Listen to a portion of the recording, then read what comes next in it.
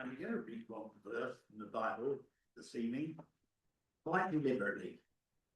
And strangely, it's the first verse in the Bible, which says, "In the beginning, God created the heavens and the earth." So, the heavens and the earth. Think how many millions of people in the last couple of weeks have looked at the earth for the first time from outer space. Millions. Some just put it on, does it? Yeah. And the earth is different from every other planet, part of solar system, as far as you can think. The earth is different. It is unique. It's the only one that has an atmosphere. It's the only one that has lots of life. It is unique. So when it says God created the heavens, stars and planets, and the earth, whoever wrote that knew that the earth was special. And we who live on the earth just take it for granted, don't we? We never think, oh, the earth's air's going to run out in a couple of days, I think. No, it's not. And we are the most complicated thing that God has made on the earth. The other day I was just thinking about this and I'm thinking, it's my hand. How do I control my hand? Oh, I just clench my fist or something. No. This little IT box up here that has millions of bits, using one term, and millions of bits, controls my arm and makes it do what I want to do. The arm doesn't have its power. I think I am wonderfully created. And I think that's what God does. So whether you believe in God or not, it's up to you. But this last couple of weeks, when I've seen the earth as a unique little thing, which of course it looks so little from 250,000 miles away, but it is unique. It's the only one that can support life and has supported it since it was made, I guess. Fantastic. We're going to have a prayer to commit our time today to the Lord. Just before I pray, just to say that Mike Edmonds has died. Now, as I looked around after it was mentioned to me, I thought, how many people here knew Mike Edmonds? Well, he was a very good long-term counsellor, had a shop. You might have known him in all sorts of different positions. So we remember Mike and his service of Ilfracombe, and then we'll pray for Trust service tonight. Should be quiet for that.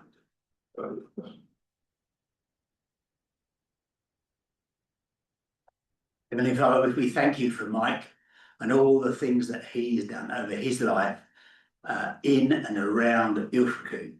We thank you, Lord, that he was on this council for many years and served as an almost independent member and worked and lived and worked in the community. Thank you for him and for our memories of him. And Lord, we come to our meeting tonight, and it's our joy and our pleasure to commit it to you.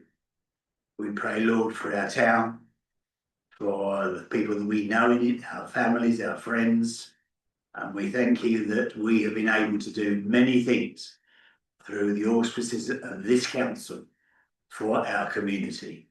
We realise, Lord, there are many reasons that this community has difficulties, and we can't solve them all, but we bring them to you. Lord, we ask that you'll help us tonight as we hold this council meeting. Lord, give us your wisdom, we pray. Help us in the decisions that we have made and we have to carry out. Help us, Lord, with the decisions that we'll make tonight. And we bring all our prayers in the name of the Lord Jesus Christ. Amen. Well, thank you, Jeff, for that. Item 1 on the agenda for apologies, reasons for absence. think the only one I've got potentially is councillor Schofield. I think that's Yeah. everybody. Item 2, declarations of interest and members submitted dispensation requests. Any? John? Yeah, item 16.1.1, your rotating grants. One of which is to see if, as a member of CEO for June 1916, or walk out, or do whatever you request. Give them out or? I don't think there's any need for, I don't think, unless you're going to have an enormous debate. If we do, we'll get ready, John. I could declare that I'm a member of the mind, which is also on the same agenda. And so. Okay, we'll note it. Monitoring on, you know, the. No security interests. Yeah, we'll note it. Any arguments? We're gonna keep going. That's the Community Land Trust. Letter. No. Okay. This one. Thank you, Matt. Any more for any more? Round table, rugby club, possibly. Okay. Item 3, chair's discretion for any matters for information only. Oh, I might stand in the news, but. Okay.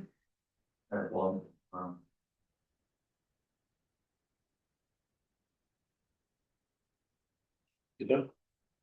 Item 4, to determine which items, if any, of the agenda should be taken with the public excluded. 4. Right, 4 from Carol. Any more? Yeah. Right, okay, that's good. Item 5, public participant, racing through this now. Public participation, nobody's not here, is that? I give you now, but he's up on fight. Yeah, yeah. It was a first, we've had a meeting without Norman. No. So, okay, item 6, to approve and adopt the minutes of the last full council meeting held on the 9th of March. Updates on actions taken from previous minutes. No, other than everything that's on the agreed actions is pretty much done. So there isn't really anything to update you. Okay, so I'm going to propose to accept those minutes. Can I get a second now? George, all in favour? Again? Abstentions? Okay. Item 7, minutes of the planning committee meeting. Noting approved recommendations. Jude, Thank you. Present to you the minutes of the planning committee meeting. Sorry, I'm reading it and I can't see it, but never mind. Can I just possibly, I know it's not technically on the minutes, but can I just express my thanks to Councillor Pence? I found her a great value on this committee. She was, as we all know, our Lee and Lincoln champion. And I just feel that, you know, we are losing an asset that we obviously had, and it's quite sad, really. I feel quite sad about it. So I'd like to record my thanks. Can I do that? Of course, to her for her knowledge and support. Yeah. Anyway, sorry about that. I thought she was going to be here as a last hurrah today, but unfortunately not. Yeah, So. I was hoping she'd be here tonight. Anyway, can I present you the minutes of that meeting, for you to note, for me, please? that's right. Could I raise a point which is covered also in Councillor Wilson's report in relation to application 81498, which is the Oxford Grove car park alterations to the retaining wall. I just wanted to raise that there is such a confusion about when bird nesting season starts. And I note on the application that the decision was made on the 17th of March. Work began on the 16th of March.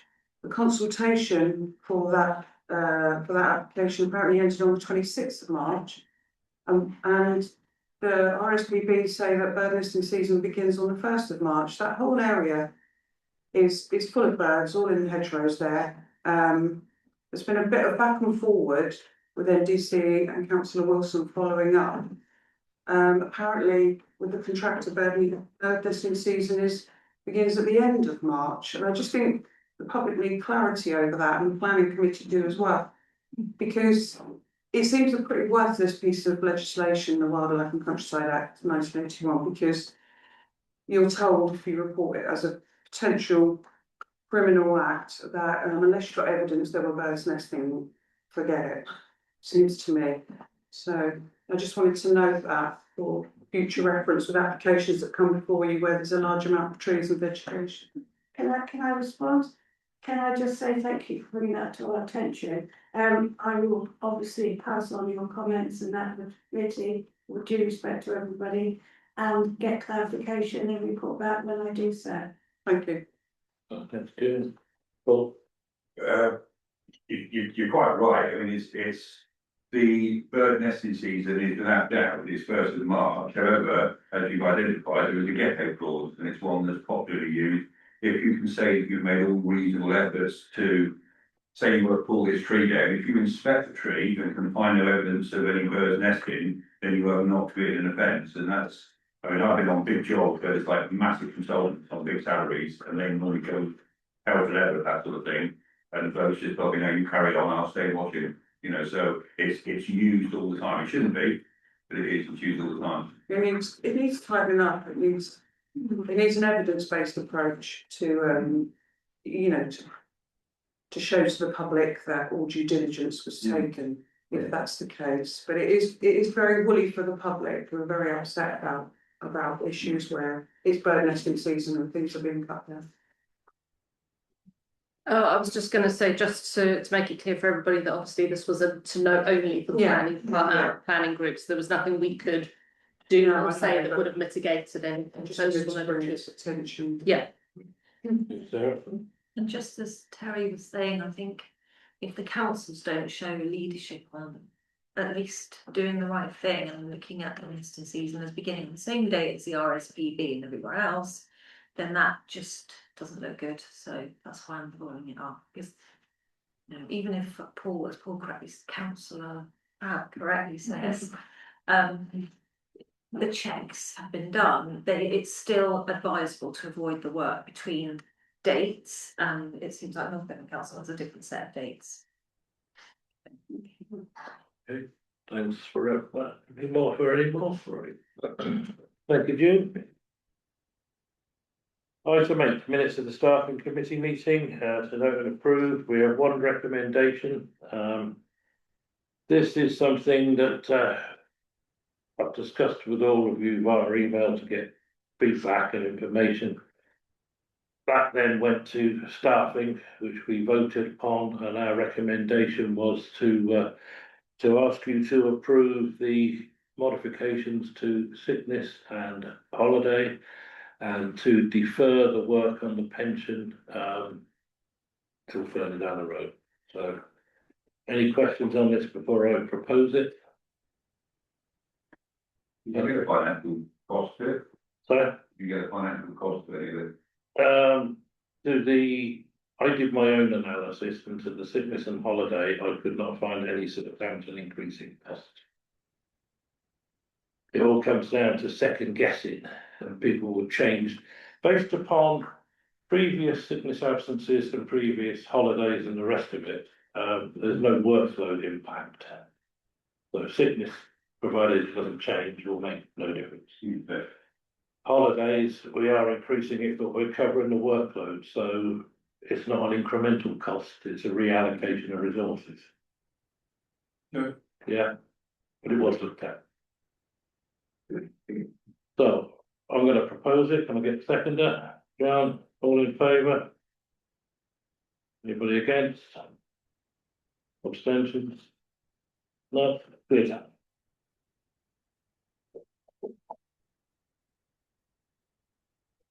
Item 9, minutes of devolution and LGR subcommittee meetings, the note and approved recommendations, 16th of March. But. The minutes have been circulated, when you look at this, it looks like we don't do very much, but actually, we do a lot. Unless Laura's got anything that's come back since, I just would like to put these forward for to be noted. No, the only thing really was just the letter that we sent out, which I think has been circulated and we've put out to the public as well, so that everyone's aware. Other than an acknowledgement that they've received it or that, you know, they've received the email, not that they've read it, obviously. If I get anything further back, we'll let you know, but currently nothing to be said until possibly around about June. We'll get some better ideas. Thank you, councillor here. Item 10, minutes of the FGB meeting held on 23rd of March. Councillor Huggins. So thank you, Steve. You'll have a copy of the report. As you can see from the agenda, there's two main items. One is the policies about assertion 10, which hopefully you had a chance to look at, and basically it was a vote to use those. And the second one is the link centre, which has been running on for a long time, but we've got an extensive report from Steve in tonight's the report was we tonight's council meeting. So obviously we'd like to discuss and recommend that. Did you want to discuss on the link centre now, or is there another item? Well, I think we've got to do 10.1 and then we'll discuss the link centre at 10.2. So Chair, if you're actually like, has anyone got any questions about what assertion 10 is and what those policies are? Obviously you'd have to look at the minutes and the reports, but is anyone in any doubt as to why we're doing it and what it's about? That you need, I can explain. Can you tell for the public safety? I can give a brief overview. So basically the practitioner's guide, which was referred to as JPEG, is now SAPPP. Never sure how many P's they put in it. But the recommendation is that there is now a new assertion 10, which is to make sure that we have the relevant policies for GDPR and privacy policies, retention documents, thank you. And there's one or two others, can't remember, the confidentiality policy as well. The other aspect of it is to make sure that our website is accessible so that it is available to everybody, which we've done and our officers have checked. And the other thing is to have one specific email, which is the clerk's, which is linked to that domain name. Now that's something that we hadn't previously done because obviously all of our IT gets done by North Devon Council. So if you ever email me, mine's at North Devon rather than at Ilfracombe Town Council. So we're creating that one email address through the FGP meeting. We did that, but the policies themselves are no different to any policy that we've ever had before. They're just updated, they're just checked, they made sure that they're in line with legislation. And in order to tick a box on the AGOL, we have to ensure that we have all of those policies in place.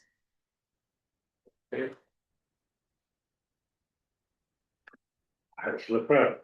I'm sure you're going to reassure me that actions have been taken so that if, as when Pauline left, we lost virtually every document because it was in her drive, we don't do that anymore, do we? No, Yes. everything's backed up. Because it's probably every like single 3 night. or 4 years of minutes, unless you've got an audit problem, probably might not even exist anymore. Certainly there's a load of decisions that don't. Yeah, no, everything gets backed up. It's all on the T drive, which is what we pay North Devon Council to do. And having made a bit of an error recently where I lost an entire, well, every single set of minutes for the staffing committee, we luckily managed to get them back the very next day. So case in point. I just wanted to make sure that it was obviously working. I did it on purpose. Yeah, thank you.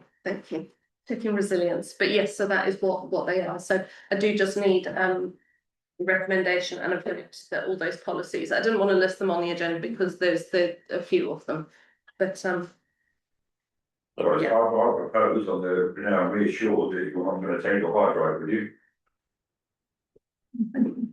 Breaking the. don't even know what a hard drive is anymore. All in favour? Anybody against? Abstentions? Right, good, they are our policies.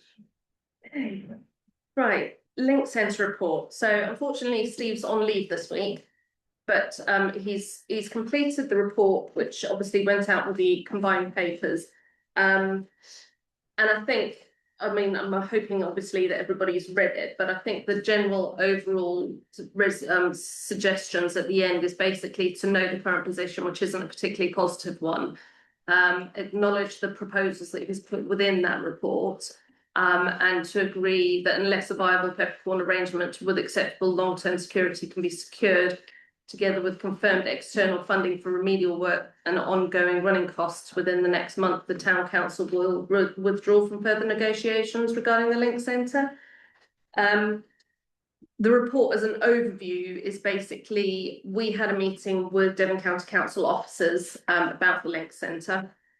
They came forward with a suggestion that they would, instead of us buying the building, they would give it to us at a peppercorn lease with 10 years on it. And we then would have to give Devon Mental Health Alliance the same conditions as they would occupy space at a peppercorn rate as well. Obviously, they were expecting then that we would commence with the repairs of the building and take on the repairs of the building, which includes obviously windows, roof, internal, potentially the boiler, though that has been, I've been told, has been fixed, and some other work.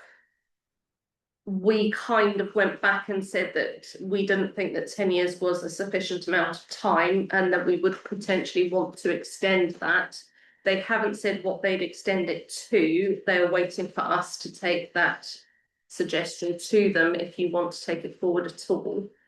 Councillor Wilson has had some further discussions, which I can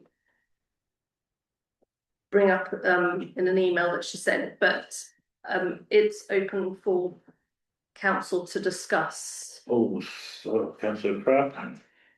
Just so I mean, first of all, you know the work that Steve's done on this, and he's been on it for a long time. Well, a lot of people have.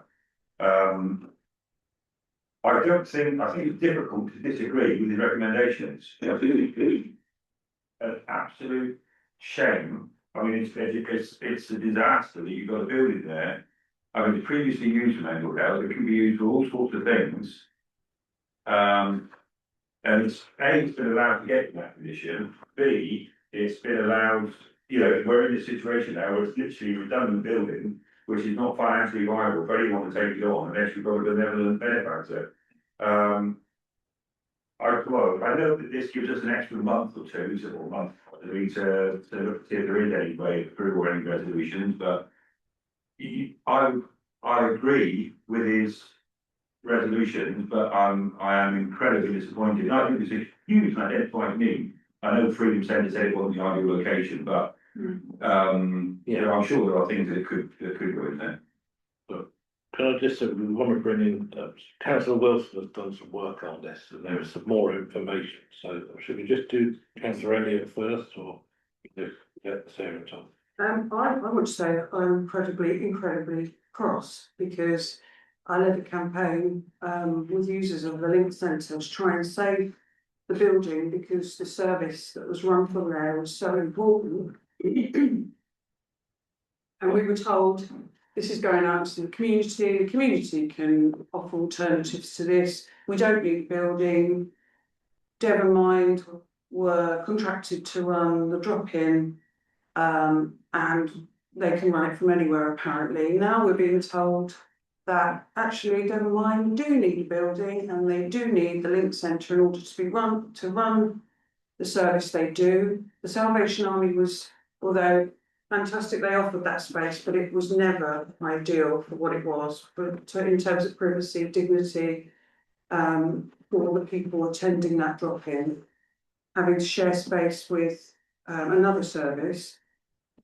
I think this is appalling. You would take on a building for 10 years and do all those repairs. That's just the most ridiculous suggestion I've ever heard.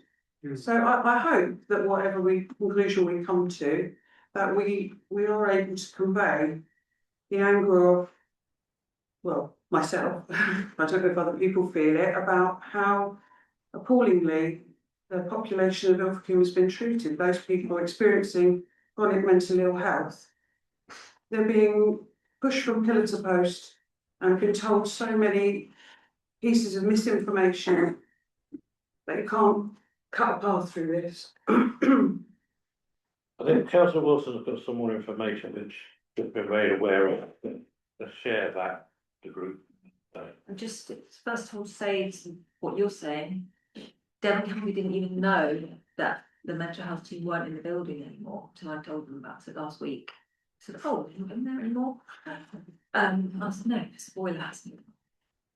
So after I spoke to Laura and Steve for an update last week, and it was clear, which I totally agree with what you were saying, it's totally not, it's not doable, is it? 10 years, it's ridiculous. I wrote an email on Friday morning, just basically what Councillor Crabbe was saying, you know, they've let it get into disrepair, it's too expensive up front, the lease is too short, Ilfracombe needs this building, because ironically, we've been having these one public estate long-term visioning sessions about how services in Ilfracombe can be arranged over the next 10, so I don't know how many years.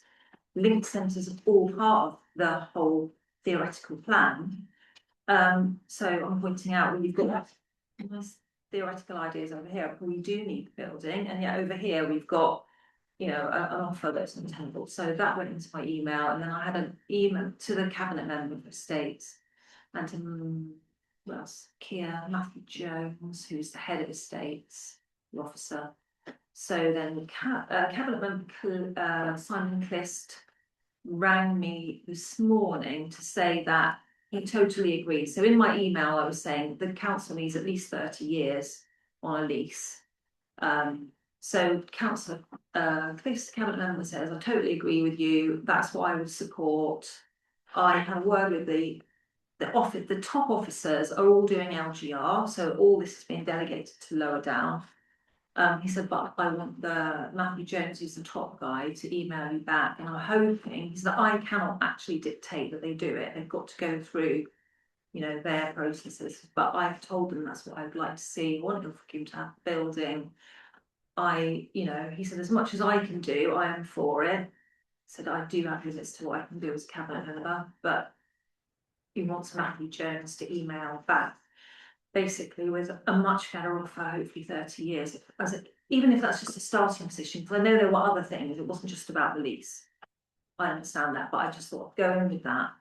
So the position is just waiting for them to come back with something that is much more generous than 10 years. The discussion could start again. Right, I was just going to bring up with regards to Devon Mental Health Alliance that are meant to be in the building but haven't been in the building for a while because the boiler's broken, which I've been assured has been fixed, but I obviously don't know.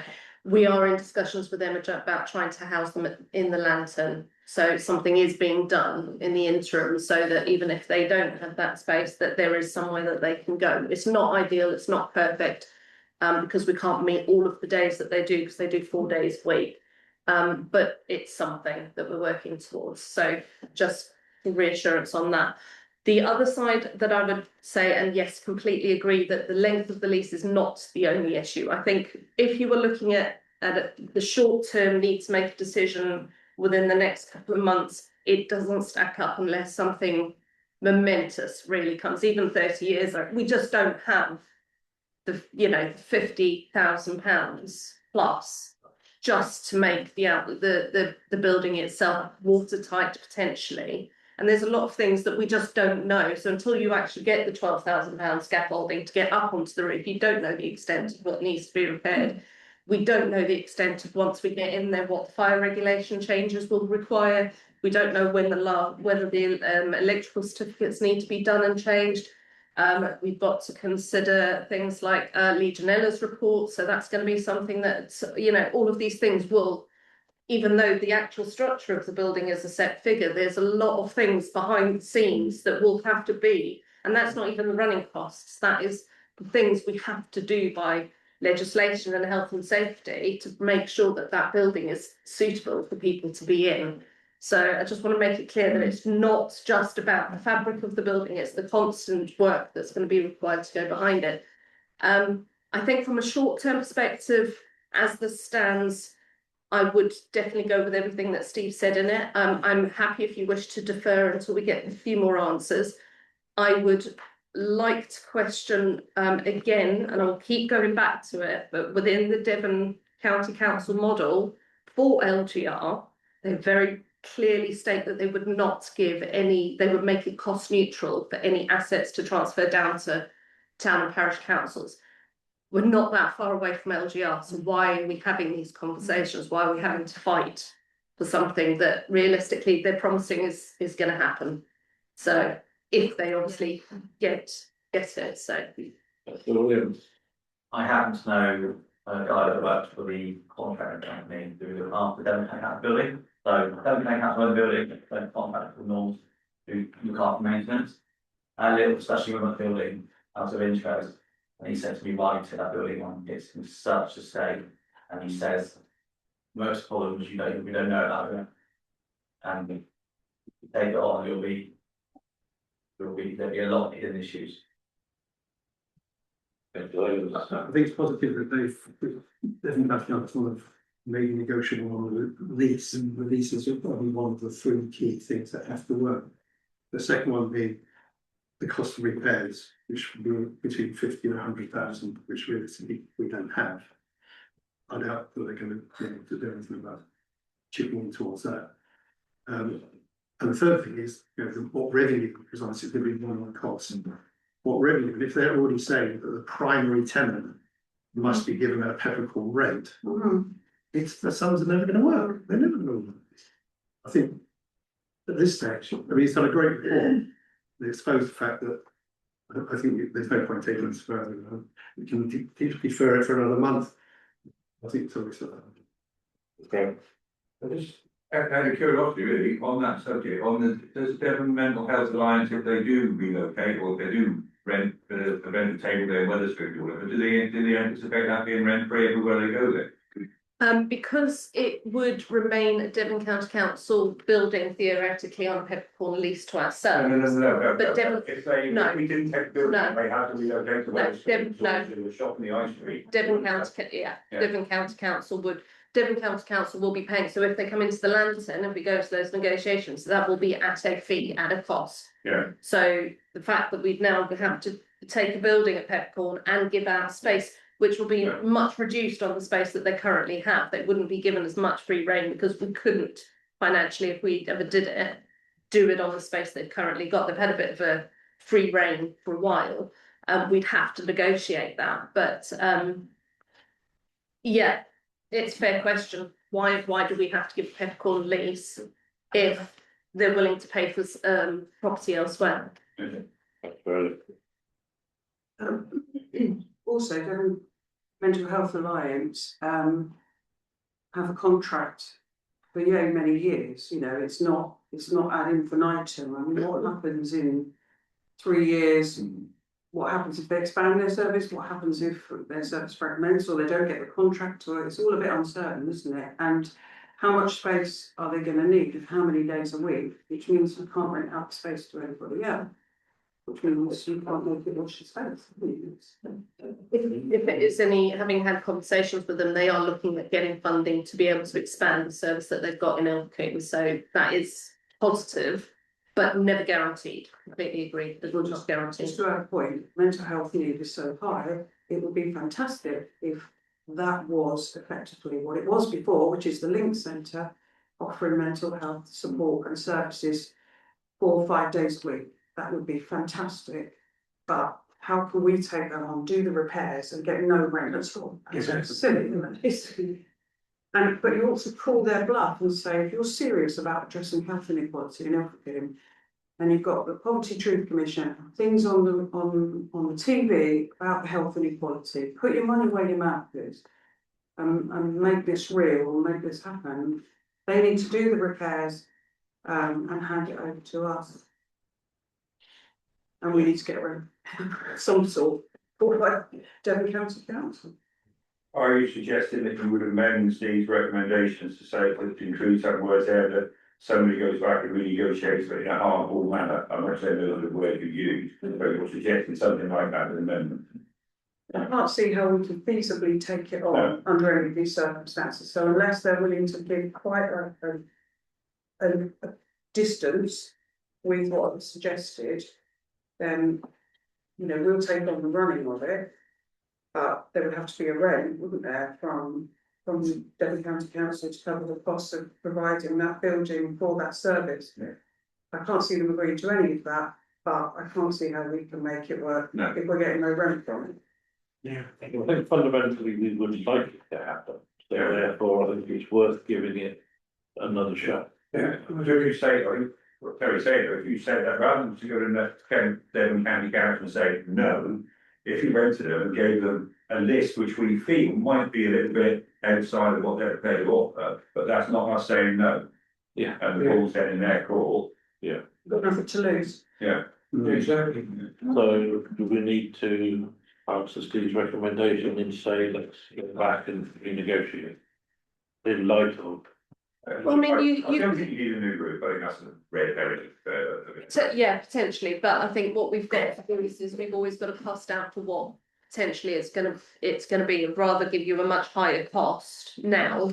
And it be lower than give you a Yeah. lower cost and us not making a decision and which isn't feasible. What I would suggest we possibly do is defer Steve's report. I can go back to the Devon County Council officers with basically the fact that you've turned around, you're saying, or if you want to propose that you disagree with the 10-year lease, because that's a definitive thing that they've offered us that I have to give them an answer on.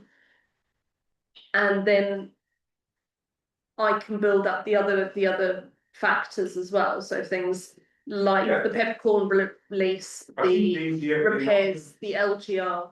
I'm irritating, I know I interrupt, but the point being is that we've got to get into this conversation Yeah. somehow, the fact that we are not responsible for mental health, we're not responsible for a lot of things, but we're trying to do something, we're trying to pitch in, shoulder to wheel, that sort of thing, to try and help them discharge their responsibilities.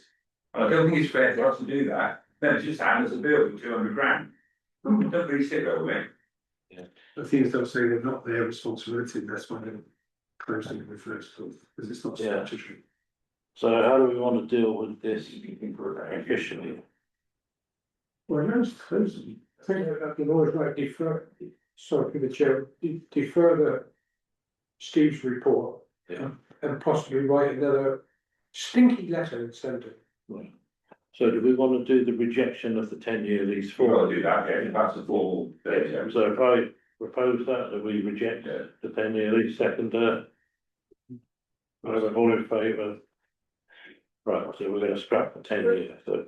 Can I just add that remember that DCC pay Devon Mental Health Alliance. They provide the money to provide that service. So it's a bit rich, it's a bit asking for us to pay for it, so they are responsible. I think just to give some background, know that the team that are dealing with this very much work in isolation to the rest of Devon County Council. They don't seem to be, and I think this was evident from when you said that people didn't even know that Devon Mental Health Alliance weren't in the building. It is very much a siloed thing, and I don't think they get that other aspect sometimes, and I think we just need to make it very clear that. I mean, I've had other officers in different departments that have also said very similarly, don't touch the building. Sorry, speaking.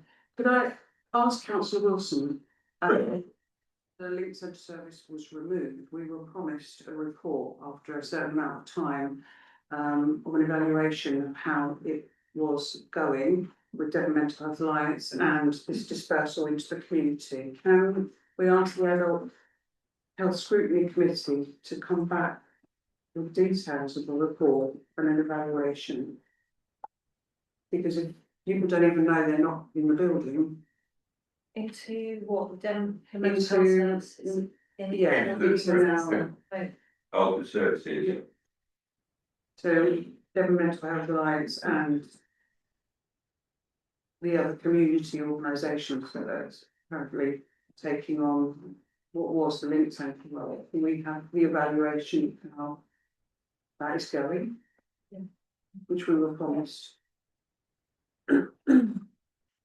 Yeah, I could certainly ask, Thank you. definitely ask that. Farming kitchen. We were promised after a year, I think, well, it's well past that. Well, I mean, I can go through the chair. You won't know quite well, help social care as well, but. Yeah, I'm. Are we happy we're moving forward with this one? Yeah. Well, that's, yeah. We're not scrapping it completely, so. But I suppose it might be another month.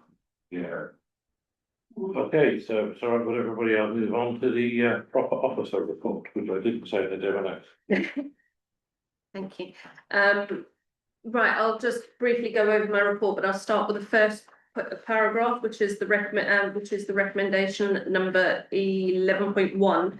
And that is basically to agree whether or not you require polling cards. So just to give you an update on the timeline, we have had confirmation from North Devon District Council that the vote will be for all 3 vacant seats. So we have had members of the public submit requesting it. So all 3 seats will be voted on, and it will be on the 4th of June. The notifications of that will not go out officially until the 28th of April. As soon as they do, we will start pushing it. There is still access to the website where you can get the nomination forms. So if you know anyone who wants to stand for the seat, they can get the nomination forms and they can start putting all of that together. But the official notification of the election won't be until 28th of April. But you need to decide, yes. I was just going to ask, you probably just explained that, but I didn't. But if you were to say, what day will we know? If there are 3 or less applicants, then we don't need to spend 10 grand. That I don't know off the top of my head. Sorry. Yes, so no, I don't know that one. The notification that there's going to be the vote will be 28th of April. Thereafter, I presume there'll be a certain number of days to get the nomination forms in. Once the nomination forms are in, then we'll know where we're at. But it's down to whether or not there's 3 or more candidates. So, sorry about that. Can we make a decision if it's we're in agreement, if it was a contested election that we propose to go for polling cards?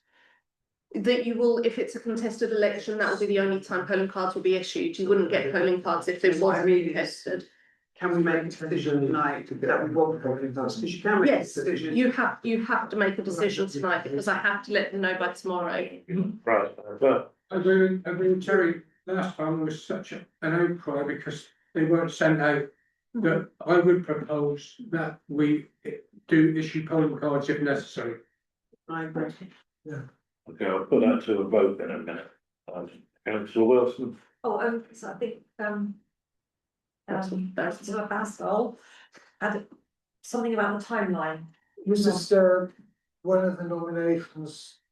When do the nominations going? Do you know? Have you got that? That's what I just said. I don't know that date. Oh, But the notification of the election, you can start putting nomination forms in now. Yeah. The links on the North Devon District website.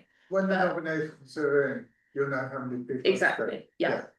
But we have to make a decision on polling cards now. Yeah. So that everything is in place and that we've done this. By the way, just for budgetary purposes, it will come out of reserves no matter what, so.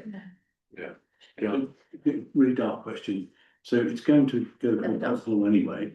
So if there's 3 candidates, Yes, and 3 posts. yes, Do we still have to go through that?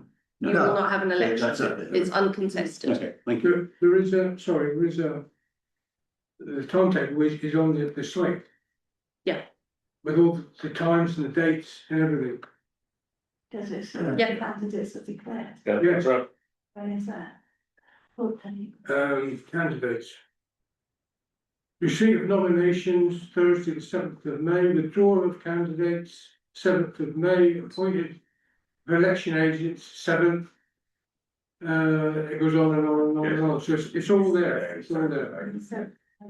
I was just to throw my 10 bob for the contestable opinion in, I just think that for a town council election, I think it's single ward, is it? It's single ward, it's West. Single ward town council election, 3.5 grand, everybody, every single person, including your No. 2-year-old child, has to pay 34p. Oh, yes, just, even though it's just Westward that will receive Yeah. them. Yeah, so it's 3.5 grand go west. And I would say if there are candidates, there's going to be at least 4 to form an election. And if one of those 4 candidates can't be asked to take something through a letterbox, to be fair, they don't deserve to get your vote. There is a discuss. There you go. Well, we need to get these things discussed before we vote, so, yeah, any comment on that? That's all right. Not three is worth it, because as Bert said, the stuff I got in the net from last time, and people not knowing there was an election, not receiving their polling card, because we didn't vote to put through polling cards, I propose that we agree to send out polling cards. If needed. If needed, obviously, yeah, that's fair. Any other questions? So, at the moment, we have a proposal to accept that. Now, so do we get a second on that? But I was thinking first of all. Yeah, so if we take Perry's as a second, you have to second Bert's proposal. All in favour? Abstentions or Abstentions? against? Against? Oh, sorry, 2. not again, sorry, yeah. Okay. Yeah, I know, it's spending money, but It would be nice if we could find out who was the standing. No, but this meeting is recorded and democracy is how it goes. Right, I'll keep going. With regards to the election of the mayor, I've attached a nomination form. I have had nomination. Just lost my connection, sorry. If there are any other nomination forms, please do make sure I get, if possible, please, and you at the annual meeting of the council on the 11th of May. Sorry, everything's upside down, it's printed the wrong way. Grants will be talking about annual town meeting. North Devon District Councillors, please could you let me know next time it's been on the agenda for since 6 months, since November last year, and you now have a full council meeting that is clashing with it, I'm afraid. So, even though I did check the date before I booked this one. So, then obviously you know about LGR, and we have the events coming up. We've got the twinning service, twinning event, which will be happening on the 9th of May here between 4 and 5. The invitation has been extended verbally to all councillors. So if anybody does want to come, please let me know, because I need to know for catering. And I think you've all handed in yeses or nos to the civic service, which is happening on Sunday at the church and the yacht club. Happy to see you then. Can we clarify the time? 10:30 at the church, and then however long it takes you to get down to the yacht club. June. I understand, June, that the mayor has said that we will get more for the single triangular sandwich. If that's what happens. We got club really prepared. If I give it back as well. And you might even get a welcome drink as well. yeah, we should have all the votes. Yeah. Shall I keep going? 11.2. 7.2, yes. Okay, I've done this because I noticed it, and a couple of councillors have highlighted the fact that when you do go to specific events, or if you do want to go out canvassing, or if you do want to be known and you're at a public meeting, or even just a internal meeting here with other agencies, you don't have anything that identifies you. I know that you did have previously you had a badge, which was a magnetic badge, I understand, but brought one in. You've also had one of these, which I think most of you, if you did have them, are out of date. So I wore it today, just so you can all see. So you've got 2 options. It depends on whether you want to go the more expensive route, which is the more prestigious, pretty metal badge that you have. Obviously, you then have 18 of them. Once you've decided that you don't want to run again, I have them all back. And they'll go out to whoever the next council is. So longer term, we will be going backwards and forwards. If you just want the cheaper option with just the lanyards as they are, and the plastic badge, then that is the options as well. So please discuss, please decide. Earlier on, we heard about this wonderful system we got to go back and check the minutes. We must have agreed to use those similar to that, because we all had them. So there must have been, it must have been brought over the council meeting. That would have been a number of years ago, but so I don't like to recommend how many years ago, obviously. But for this set of these years, you have not had anything, so choices are yours. I've given you options. I think it's a good idea, I think a nice cheap and cheerful photo badge will do the job. That's right. I'm prefer the lanyards because they've got the information about who you are on them. So Williams. Not gonna lie, controversially, I do like the badges. They are one. That's a round table thing. That's about it. They are nice and they are pretty, and I think we do deserve a little bit of Barnsley ceremony. Unlike other councils, Barnsley Council, you get a nice, very expensive robe, send Bideford, send Great Taunton. Well, then again, councils get robe as well. I think, yeah, we can get very little, we get Laura Wing. I know the more expensive option is more expensive. If you get Laura Wig, she doesn't want it, I'll do it. You need them. Yeah, but I do like the badges, sorry. We've got a round table / town council badge coming from that end, and any more? Just one quick thing, I'm sure you didn't mean canvas because we've just been talking about elections, so if you are talking about going out and getting people's votes, you should not be wearing your contained badge. No, not from the perspective of votes, but it was brought up by another councillor that potentially going out and actually talking to constituents and maybe knocking on doors is something you should be doing anyway. And finding out what people want and so you can fill in a board, which I'll talk about in chair's discretion. But that's just, so this would be your, whatever it is you decide to choose, it would just show that you are a councillor. And that you obviously belong. Yes. But I think it's agreed that we need something. And you're representing. So we all agree we want something, so it's just a question of whether it's I'll propose a cheap crappy plastic thing if I need to annoy councillor Williams. Whoever's gonna second that, so. But I'm out with it, not anymore. Yeah, all in favour of council Camp's proposal? Again?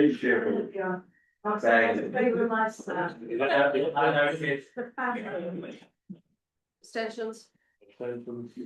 One. Right, you're gonna get a lanyard. We will have them done for you hopefully by next full council, who knows? We need to sign. Never happened before. Do we have to have blue? We have another colour. Someone from glasses. Hey. You've just agreed the corporate branding, so yes, you do need to have blue. I know. Okay, so that's anything else, proper option? No, I'm all done. Yeah, No. right, on to Carol for the RFO officer. RFO. So you've received my report, and just to mention that the accounts on the front page, that is obviously just for March. Next month, I will produce the full year's accounts. It won't be very different, except for the total of the expenditure and income, I'll be honest. But just so that you know, so 2.2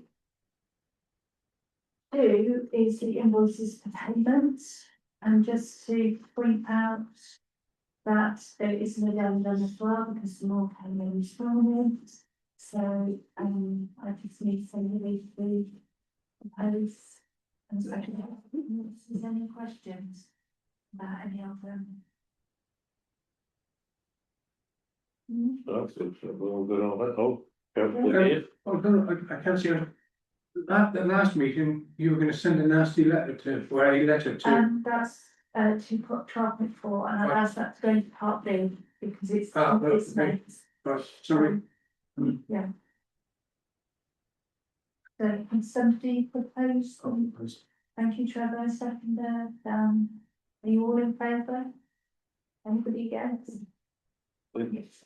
No abstentions, no, yes. Okay, we'll get those sorted out over the next few days.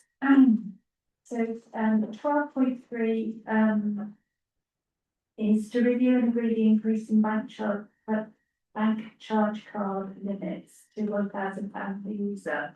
We have noticed that, on a number of occasions, particularly towards the end of the financial year, we haven't always had enough between the three of us who have the charge card to be able to buy all the things that we need to. None of those amounts actually go over our unit limit, but we come to the conclusion that we really need to up that to £1,000 each, so that at least all the things that need to be purchased towards the end of the year can be.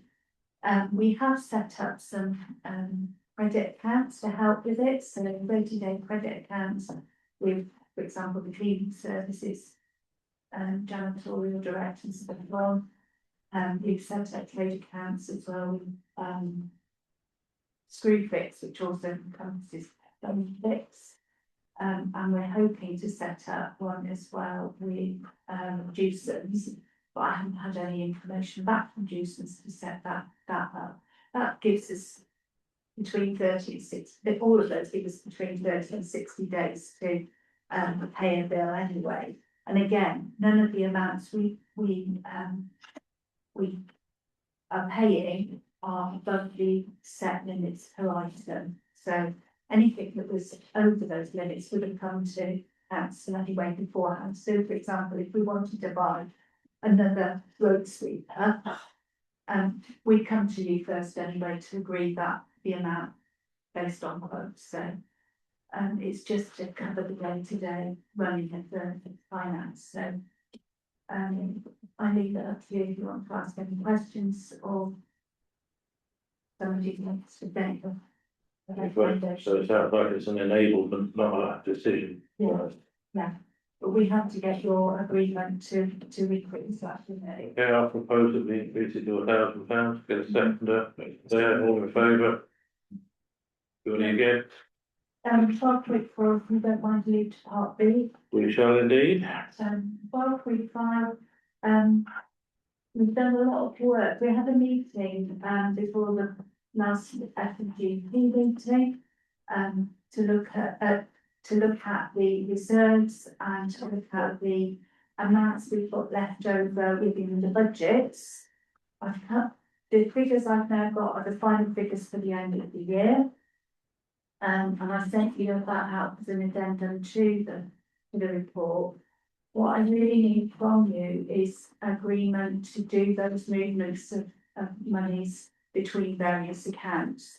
So, for example, on the first part that we were saying, that's the differences between what we budgeted for income and expenditure and what we've got left in that budget pot, taking into account that the precept would have covered quite a big lump of the deficit of our income and expenditure. And then you've also then got on the second document is the reserves. And the reserves, we made some changes during the year, those have all been reflected in that. And we've actually got a little bit of money in that as well, which we can put in, which the committee actually agreed should go into the working reserves along with whatever's left that we don't transfer into the budget for this year, because there are some things we do need to transfer in. For example, anything that was a funded project, for example, like the Quick Wins, where there was a bit of money left over that has to be transferred into Quick Wins for next year and used for that particular purpose. The same goes for the car volunteer services, those sorts of things. So that there's roughly details of those.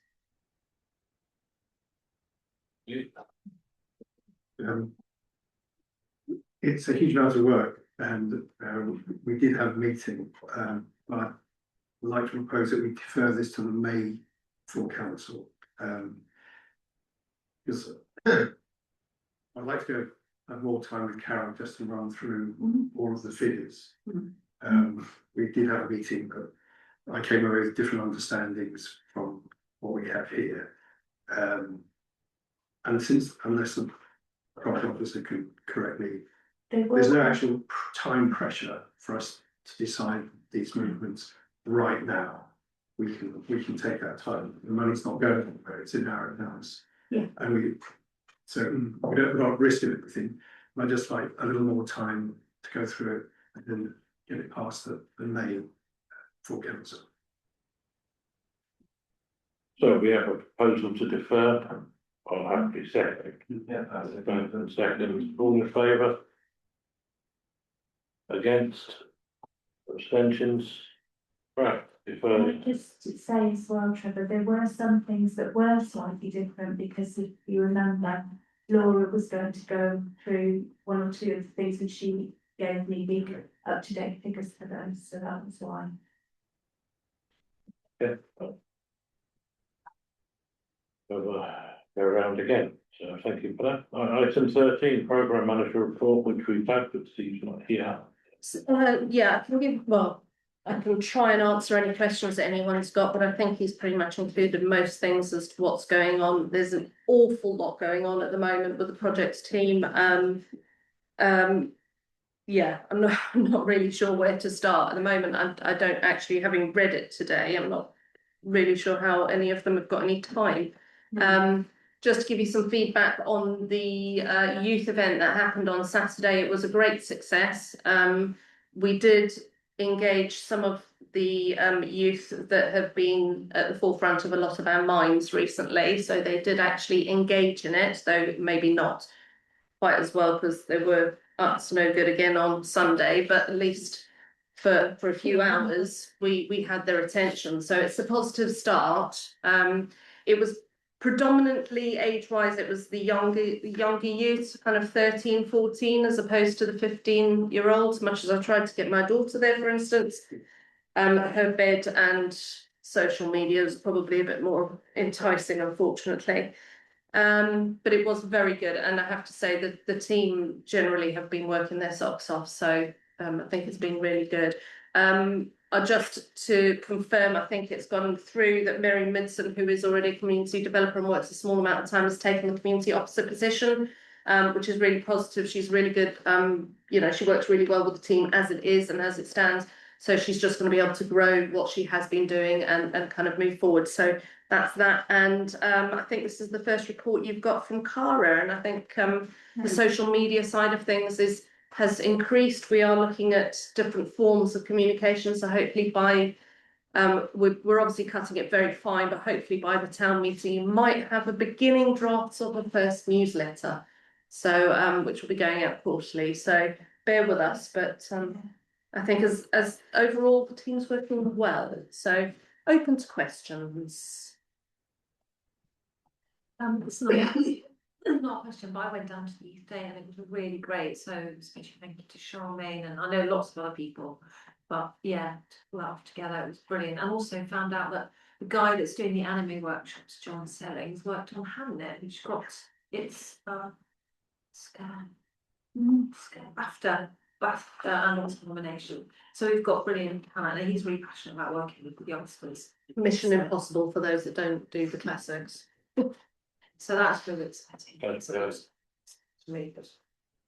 Can I raise that I was going to put in chair's discretion, but as Neil has mentioned the Golden Coast site, I've had a complaint, even though the yellow netting has gone up, about the lack of progress on the site, and wanting to know how long it's going to look like that. And then off my own back, I'm really concerned about the building opposite the holiday park, which is in an absolutely dreadful state, with so many broken windows, door access, and I see children walking through there. It isn't a secure site. And I've raised this before under the abandoned buildings. But nothing seems to be progressed, and I just think sooner or later that is a potential fire hazard, or a child will get in there and be injured. It's just so enticing, the state of it at the moment. Yeah, I know that Neil has worked endlessly with map and planning department to try and get some form of, we presume there were going to be hoardings as in slightly more structural than they are down at the Golden Coast site. It's a shame it's bright yellow. But I'm presuming that they've ticked the box as to what the requirements are. So we'll still go back and mention it. I think we have IRB next week, if I'm not mistaken. A week after, potentially, actually, a week after. So we'll definitely bring them both up, and I'll mention it to Neil. Obviously, we can't make any decisions, but we'll mention the other side to him. At one point, it's going to have section 215 served on it, to clear up the site. I don't know whether that ended up just being that he put the hoardings up at that time, but actually it should mean more than that, because it is dangerous in there, and also people want to know why they can't walk down there anymore and how long that's going to be for. So yes, and the holiday, that building opposite the holiday centre, I think that could be raised in the way. Yeah. I don't know. I think it's North Devon Resorts, but I'm open to correction. I think it's still owned by the bloke that owns North Devon Resort. I think anything not developed, like Westwood Ho and there and that sort of thing is, I think you're renting it, not with rails and that. Currently stuck in the straight corner, probably.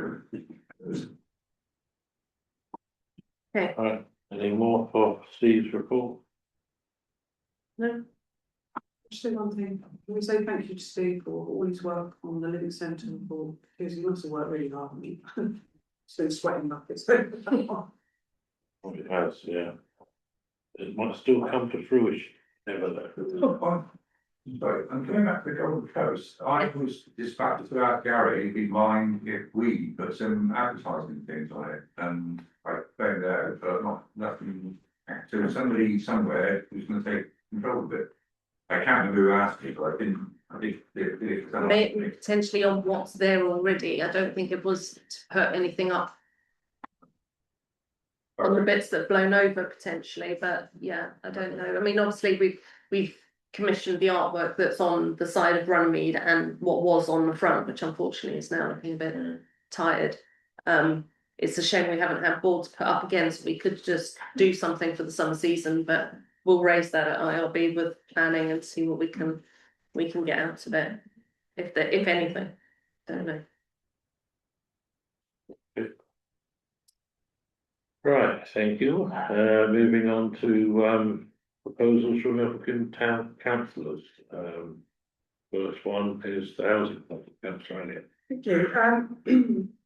So I looked at this online event. The report is to note really. It really was like an exercise in what's happened with our own CLT and the stages and progress. I hope you're all aware that building has begun on the Bickleston nursery site with the aim of completion in May next year, providing 16 units of accommodation for Ilfracombe people, so people with a connection to Ilfracombe under the local lettings plan. I think it's a massive achievement. That's 5 years of hard work, and believe me, those trustees, of which Councillor Everett's one, worked so hard to bring this to fruition, and there's been lots of bumps in the road. Moving forward, I think members are keen to carry on and try to secure a second project. And if you read the end of the report, I think it'd be really good to have a more collaborative relationship with the CLT, like a lot of parish councils do, to help the CLT identify land and bring that to fruition. Because we were in a very lucky position that the district council, we had Councillor Nettie Pearson at the time who identified that land, and NDC owned it, and it just everything fell into place. But we have a big housing problem in Ilfracombe, especially around decent housing. And it would be good to go forward and repeat this again, so just to know. I was gonna say, sorry, what's this other thing? I'm just wondering if there's a meeting forum that we feel that potentially the CLT could come to. I don't want to create more meetings for meeting's sake. If there is a body already there, whether it be IRB or potentially One Ilfracombe, site town regeneration meeting, something along those lines. So, I mean, it's up to those on those boards maybe just to decide where that would fit. Couple of suggestions. Is I think there was talk of whether you'd be interested in the CLT giving half-hour presentation. Yeah. But certainly I think inviting members of the CLT to a regeneration board as well to present or to see what goes on, potential for land, etc. would be good. That might be the best space because we've got planning, North Devon district planning there as well, don't we? So if we're going to hit it, that might be the best. Oh, that's just a particular meeting, was it? No, I think he started to come to some of the, I'm not sure if it was the IR, was it IO potentially, I don't know, to be honest, I don't know. But we can definitely sort something out and I'll email you and we can try and maybe not the next week or two, but the following one. 10 weeks on. So, okay. So moving on to the report on the High Street Tower Park from Councillor Huggins. So we're deferring this one to next council meeting. Okay. While we're there. Yes, Chair, we'll sort out your parking. No, it's not that, it's, well, it is that. Apart from my £3.80, I'm very disgruntled about. There's obviously a disconnect between Ringo and the rest of it. It's all very well said, we've got a sign that says parking is between 8 and 6, but if you use Ringo like most people do, you don't go and look at the board. Ringo's controlled by the parking management team and they were notified, so if it hasn't, which we weren't aware of, because nobody's come to us to tell us that they've spent £3 empty when they shouldn't have done. But now that we're aware of it, now that we're aware of it, we will ensure that it gets checked. So yeah, don't worry. I mean, I know you can link the two things together, so. No, otherwise, we're taking money under false pretense. We had already notified them, but there's obviously been a slip somewhere. Or to the check in the post. I wouldn't go that far. You need to contact Ringo. You'll sort that out. Right. Okay, so we've deferred that. To receive reports from county and district councillors. There I will. Yeah. Sorry, it's my pushing in. Well, I was just going to say, has anyone got any questions on Councillor Wilson's report? Raise mine before with the Okay. Busy timetable for all that stuff, yeah. I just want to bring up, and it seems a bit niche, but the octopus, anyone notice that? Good. So it's quite a big thing, it's decimating the southern Devon crab and potting industry, but at the inshore fisheries committee that I'm on, they seem to think that we're not having a problem here on North Devon, but I had to tell them that actually they have already been caught for North Devon. So any of you are connected with fishing, any licensed boats, it's not a legal thing, but the permit holders should really be reporting back to IFCO, the people that issue the licenses, if they catch any octopus off the North Devon coast. It's it's becoming quite a bit of a crisis in the crabbing potting industry. So we don't want people to think that it's not a problem up here, it's a problem, so we want it to be reported. Yeah. I'm sure that the harbour master's got that under control, but maybe through the harbour board. The harbour advisory. That's the harbour advisory, and That's in good, we can't choose it. So, Okay.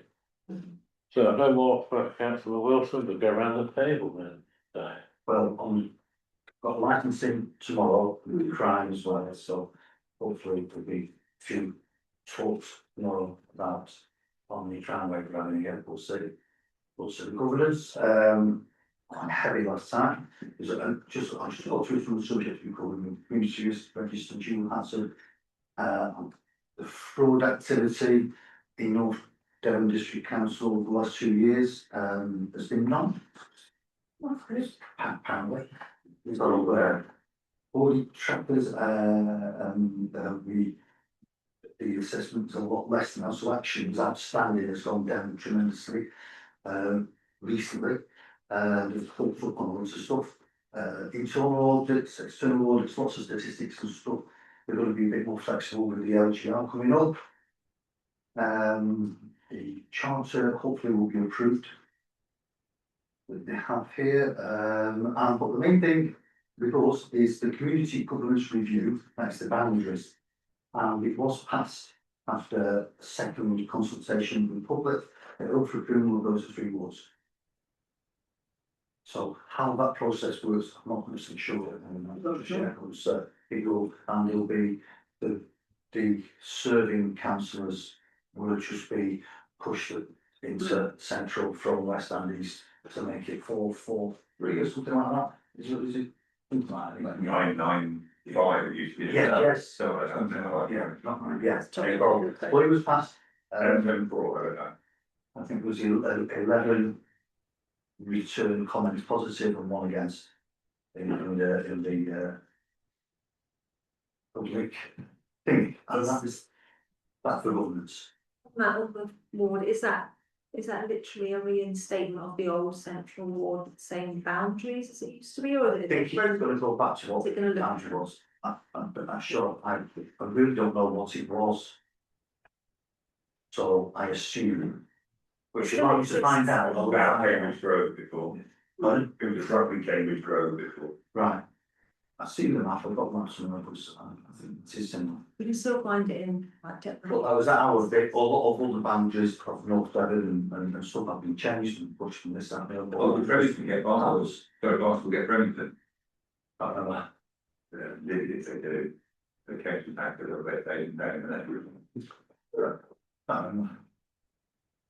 So, it was a month ago, 10th of March, that was, so I've had court finals, a holiday abroad, things like that, so. But if anyone wants any more detail, please just message me whatever, and I'll give you 4 minutes or so. Thank you, Councillor Quinn. Any more questions for Councillor Quinn? Sorry.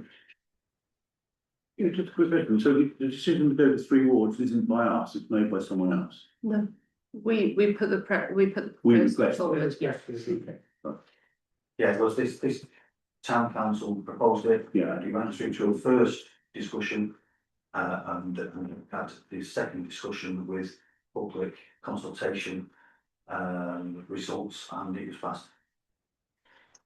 And, sorry, do we really understand why it went from 3 to 2, and now why we're going from 2 to 3? Can I answer that question? Yeah. Oh, yeah. So Ilford being made of 2 wards disguises the fact of where the concentration of deprivation is, which is in central Ilford, and it's muddied by having only 2 wards. So I propose it was significant to return it to 3 wards so that the effort and input could really be around that central ward and identify health inequality where it is in central ward.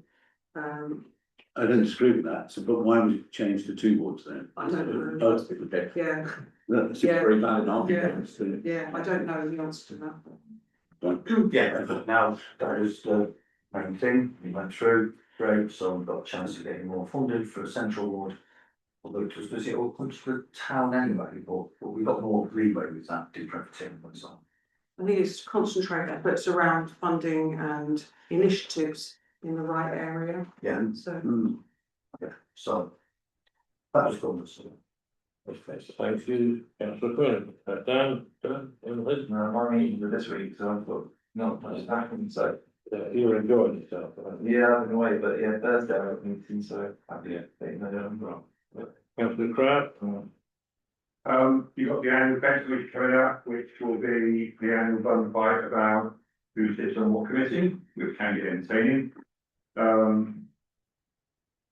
we threatened to sort out that shirt, but it's almost come with this shirt, so things will remain much as they are. There are some movements because the independents have lost one, the Liberals have gained one, and it all balanced, there's all spreadsheets at 0.25 of accounts, so that's really much it all up. You'll be delighted to know you've got a new character built for which is Martin Wilkinson from Woodview. I understand some people are really agitated about that, but the point is made, mainly by Councillor Williams, who is sat on my left and may not be a member of a political party, who says that, of course, it is the fact that the coastal community is Ilfracombe as well. So it's merely clarifying the Ilfracombe as a coastal community and emphasising how important Ilfracombe is within the role, which is a valid point of view. So let's have no more of this nonsense.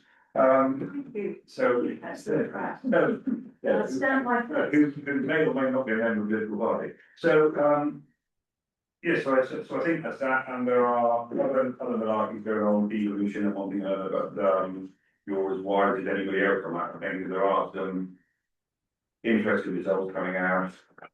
The councillors are a lot smaller, and I think Councillor is very, very irritated. He wasn't very put his North Devon and Torridge plan forwards. But I think other places are getting, they're not quite that small, but there are other places that are a lot smaller than they thought they were going to be. Right. Any other questions for Councillor Crabbe? Not good, we'll move on to Councillor Williams. Right, well, like Councillor Quinn, we've got a licensing meeting tomorrow, so obviously that'd be of interest. Yeah. And I've also got an evening meeting. Just as an aside, today I spoke to Hannah Harrington with regards to problems that Ilfracombe is experiencing. And I believe that she is, not coming up with solutions, but she is going to talk with our proper officer. Also, watch this space. You then. Well, leave this with me, okay. Actually, I come back on that if I can. What I think we've got, as you know, Google Regeneration Board is sort of like morphed into sort of like a subset of one Ilfracombe one. There's been huge amounts of work and masses of paperwork finding across various dead, much of which belong to you, I suspect. But the Barnstable one has just released their action plan, and it's sort of like 15 or 16 pages of fairly lumpy, meaty stuff. It's Hannah that's written it. Hannah was town centre manager for Barnstable. When the town centre management funding packed up, she was reabsorbed into NDC, and But still is town centre manager for Barnstable, Ilfracombe and South Malton. yes, I think the Ilfracombe and South Malton, we only realised that some time after. Only recently. Yeah, only recently. Yeah. So what I would suggest that happens, and I think that there will be any resistance to this, is that a few of us look through the Barnstable one and see where it compared and see what. Yeah, I mean, it's a good document, don't get me wrong, it's a good document, and I suspect that we've got most of it covered. What I do suspect is we may not have it in a neat little 17-page packet, with staples in one corner. So I think that's something that, there's a piece of work that could be done at higher level, I think. Or by a town manager. Can I elaborate? Yeah. Can I elaborate on that? Actually, that was a conversation I did have with her about it. And it was lovely from the Ilfracombe point of view to sit in that meeting and see all these things, Barnstable, which we have already put in operation. So, it was quite, and I felt quite proud, because we do an awful lot in Ilfracombe as well. And even they admitted to it, didn't they? And they said yes, but this document obviously will be transferable to Ilfracombe, but they are obviously looking at one Ilfracombe as the lead.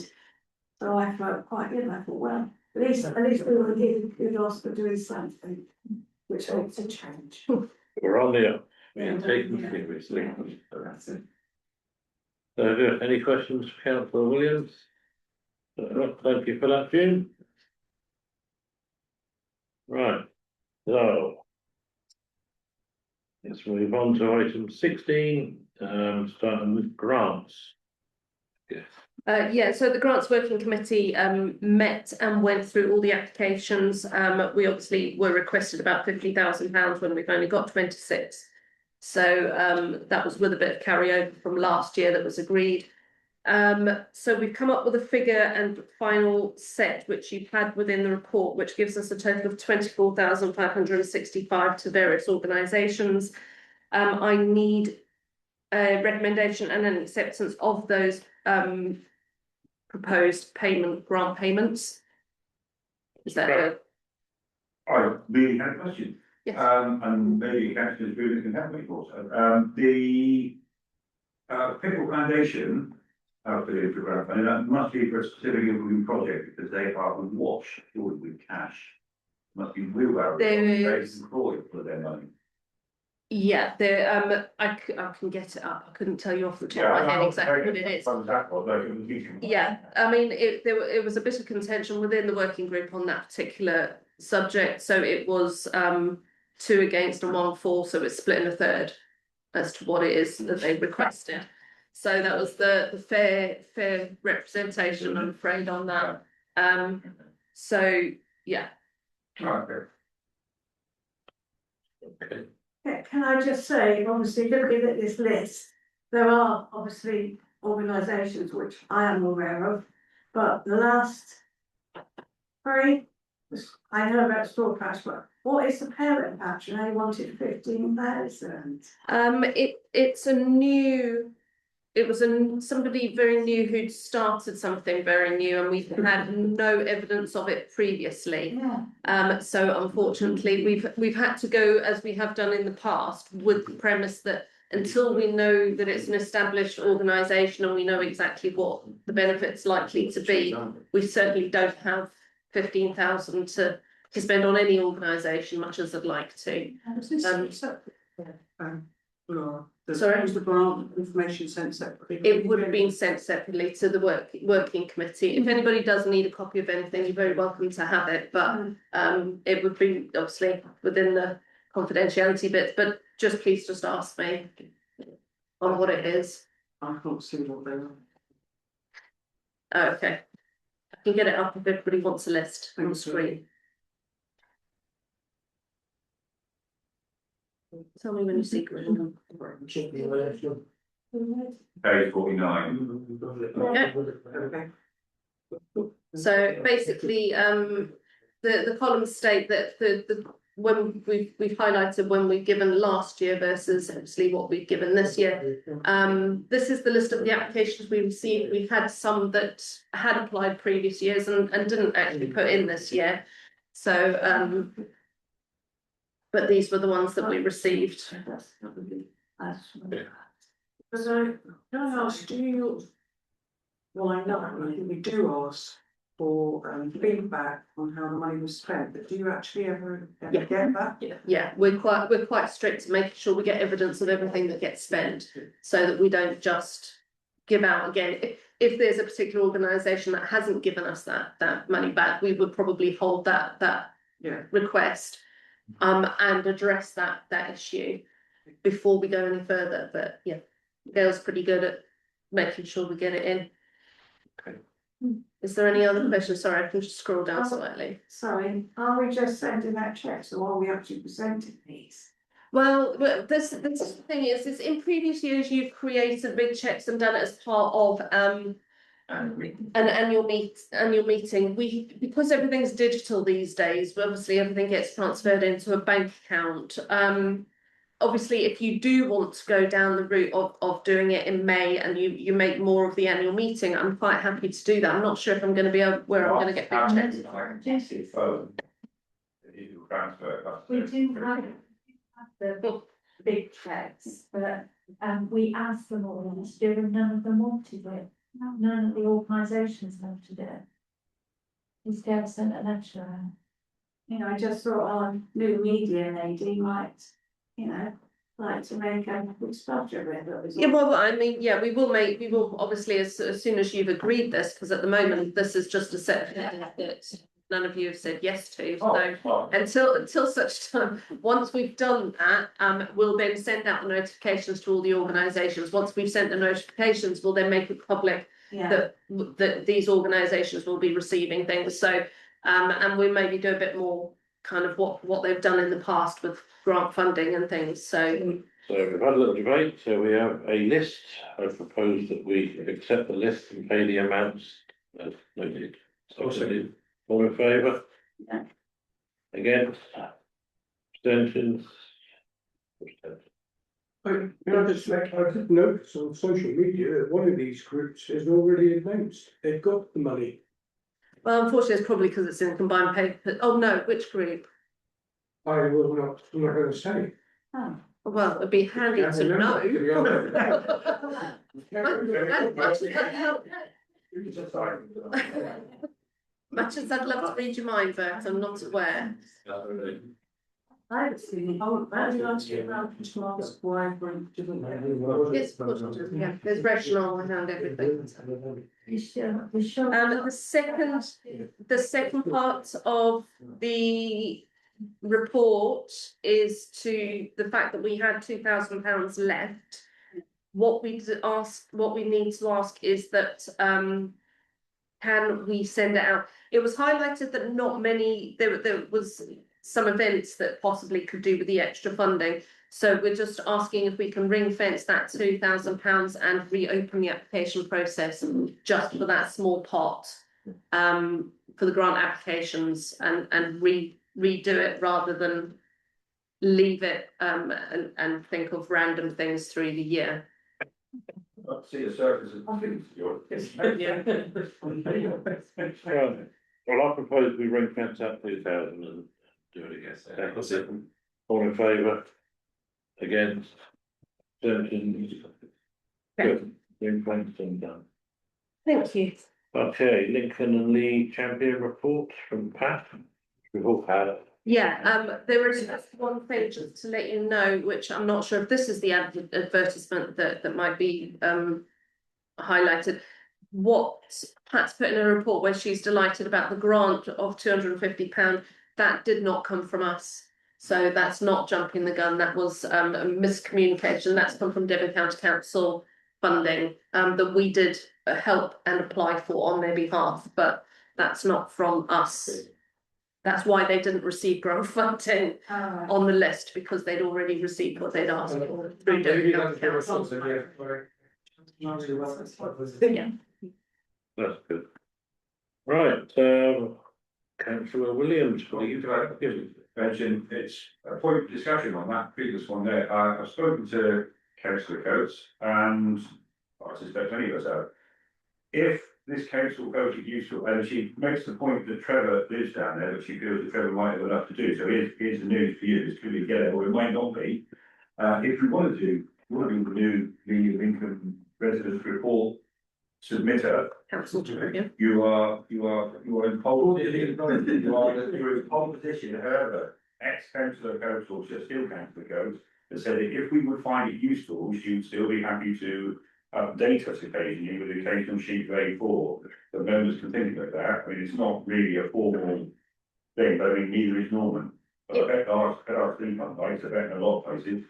It might be something that rather than it come into full council every month, unless you obviously wanted to, you can always go to finance and general purposes, because I think we definitely do need that input from Lee. I think we tend to find that Lee and he'll sometimes end up on the periphery of what happens in Ilfracombe, and I'd much rather keep that feed coming in, so we've got some updates. I think that's and I would definitely good help. idea, because we pay a lot of things through the income.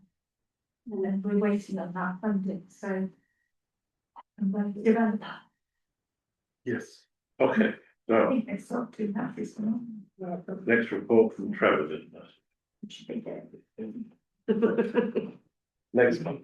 You could get us to do it, give it to you, we'll bring it on, you can get the credit. I did like to say I thought, Yeah. she writes it, I put my name on it. That's it. That's it. So, Youth Champions report, Dave Williams. Hello, my report is basically as written, going from our ad verbally in lovely meeting with the officer and Charmaine, and I'm hoping to attend the Barnstable Youth Council next month to see how that initiative works over there, with the hope to hopefully bring some of that to Ilfracombe, because I think we all agree that the youth do need a voice in this town, because they are the future residents, they are residents, but they are the future. So I'm hoping with a bit of work behind the scenes, we can work on setting that up. But I must say, I think as a town, we aren't doing markedly well for our young residents. We seem to have a lot of things going on, especially the new youth club that Charmaine been a star on. I'm also a volunteer, so I'm going to try and go along as much as possible. And that youth day that I was down to see, quite unfortunately, I was working the other day, and I had a party to go to in the afternoon. So it looked like a fantastic roaring success. So it's great to see that this town is doing a lot really. What a question, wow. Not really a question, but we had a youth council before COVID and me and Nancy were very involved in it. One of the things you'll find is the kids are very passionate and they come up with plans and ideas. And then we tend to say, oh, great idea, you can't do it, you're not allowed to, or we say, sorry, we haven't got no money. I'm just wondering whether that £2,000 spare in the grant pot should maybe be put aside for the youth council to do something with. Ooh. Just decided. Kind of just voted on it. I think that, I think just to give some background, the youth council, having had the meeting with Rosie at Barnstable, we're hoping to do it, so it didn't, because unfortunately it did kind of fall by the wayside, and I think it got a little bit too council-y, if that makes sense. I know that's not necessarily the word. It's all about Yeah, democracy. Yeah. Well, I think that's why we need to go and visit Barnstable Youth Council, go and see what it is that they're doing. They've done very different training with their councillors that are involved in it to give them a better idea, so it doesn't become like this meeting. That's not the idea and the objective. So we're going to work on it. It's at the very beginning stages.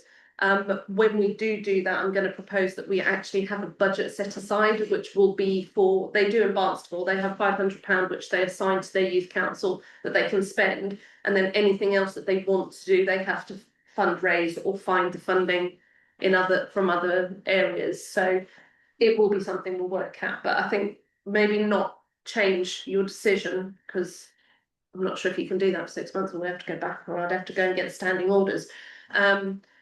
But potentially we'll work through maybe F&GP and try and identify a budget somewhere as and when we're ready.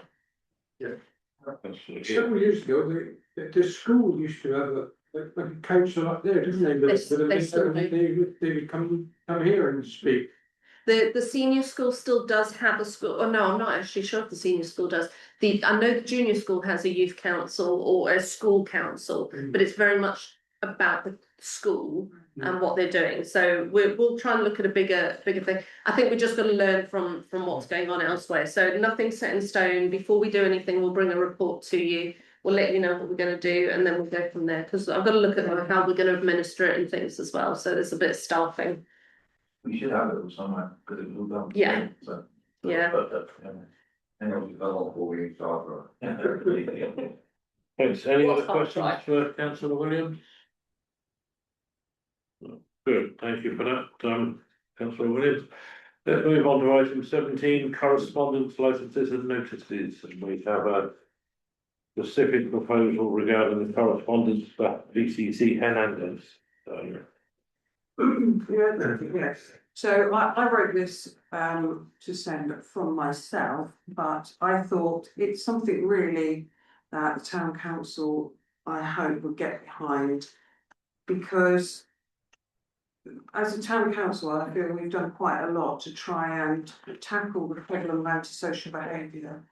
And in November, I think, we pulled together a meeting of all the agencies who should be involved with both the hard to reach, challenging, vulnerable adults and the excluded teenagers. A very small group, but who do have a big impact on the town. The success from that is really Charmaine's work with other people to bring about the youth club and the youth day, but that's really Ilfracombe doing that. But apart from that, I don't think had any action about or really anything from the other agencies. That's mental health, that's Devon County. All the statutory agencies, you should be involved. Now, we also have the town team meeting, which the police do attend. The police used to attend general council meetings, but that's gone by the by quite a long time ago. And in that, we raise every time about the issues which I set out in my letter around antisocial behaviour, shop theft, people very high on drug and drinks causing mayhem. And we get the same response, which you can see in my letter. After an incident in the co-op in which members of staff were assaulted and police did not turn up because the assailant left the premises, I went to speak to the duty officer at the police station, who told me, yes, that is protocol, because they have to prioritise what is urgent, life-threatening situations. And then really the same arguments about lack of resources and, our time is taken up with things which aren't police. I get all that, but how much do we keep putting up with this? Because at the moment, during these Easter holidays, you're all aware that there are a small group of children running rampant. I mean, the amount of incidents that's happened, criminal damage, threatening behaviour, intimidation, theft, and there doesn't seem to be any let up with that. And then we've got the other side going on, which I showed you a picture of the night where I came out of the cinema at 10 o'clock. There's a guy calling out another bunch of guys. I don't know why he has to strip off, but he did. And anybody who was accessing the nighttime economy, going to the cinema or restaurant or whatever, would be appalled by that. Yeah. So I thought, what do? We have to call those powers to be to account. Alison Hernandez, she's got this plan of all the things which happen to be the 4 things that we witnessed, but we're not really seeing response, and we're not really seeing an action plan for Ilfracombe about how to tackle some of these issues. Now, we've got the street marshals, but for some reason I haven't seen them lately. I think they are a positive influence, but apart from that, we're told shoplifting, it's really hard to get a prosecution. The children, perhaps rightfully so, but there's a lot of hoops to be jumped before there's a consequence. In desperation, I don't think anybody in this town should go to work and walk around with the threat of being assaulted whilst they're doing a job in our community.